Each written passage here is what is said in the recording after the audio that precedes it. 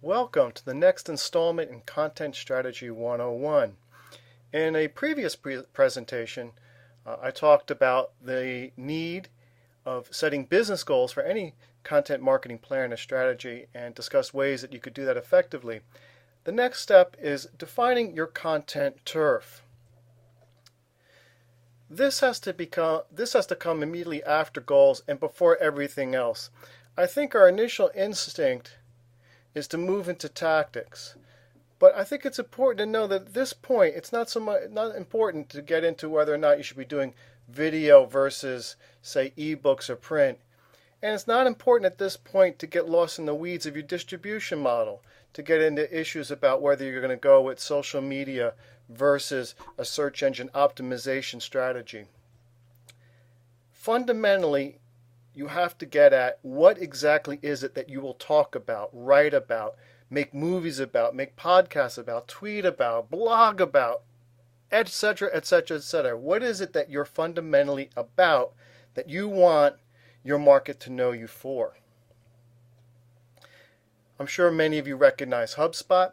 Found this on their website, and I think it succinctly gets at exactly who they are and also defines what their content turf is. It's right down there.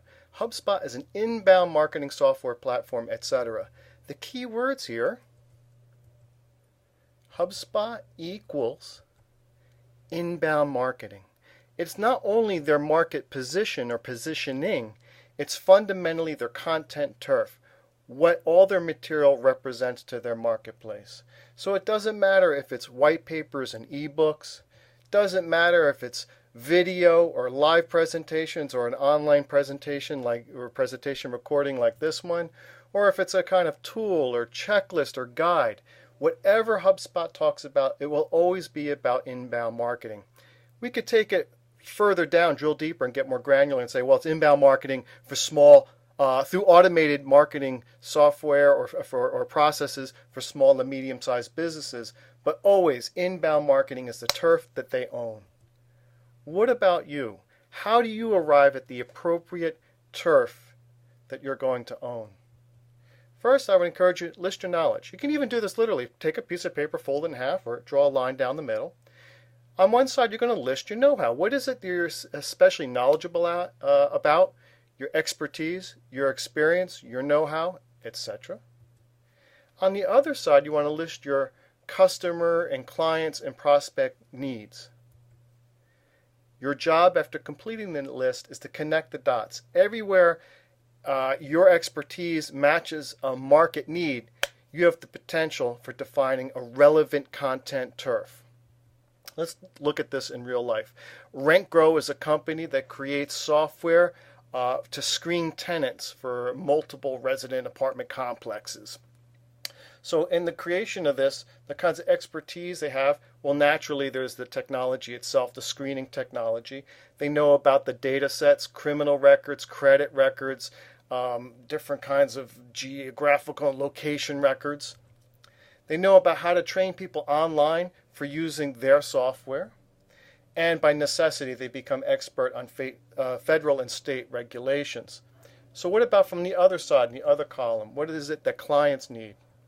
Well, first and foremost, they need qualified tenants. And this is trickier than it may seem. If they set the bar too high, they may be disqualifying good-paying customers.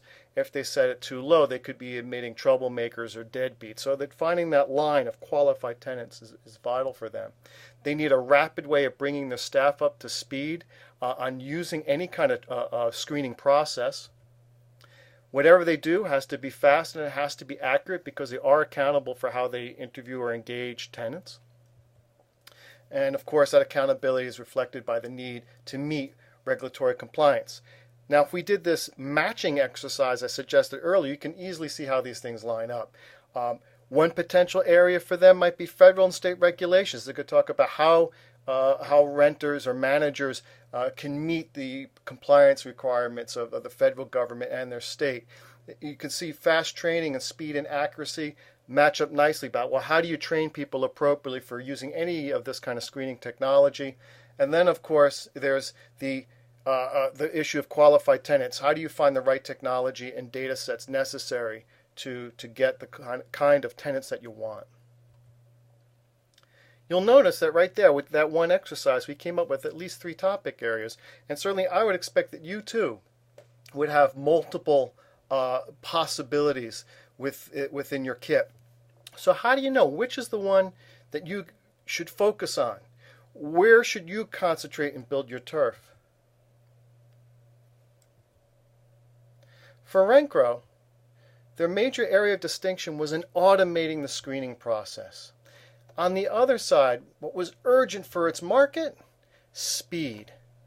Speed of getting their staff trained, speed in getting tenants screened in the first place.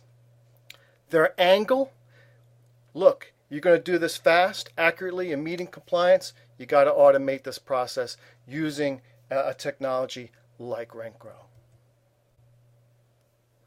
In conclusion, before you get lost in the weeds of what tactics to go to, and that's very tempting because we all know about the tactics and the tactics are sexy, you need to think first about what is the area that you're going to own and become identified with. I call that your turf. You're going to call that the playing ground in which you take command and you win the respect of your audience and build credibility for your organization. We discussed this in the abstract. In real life, I have exercises that can help you figure out exactly what's the best content turf for your company based on its objectives. If you are interested, I can certainly bring that exercise to you.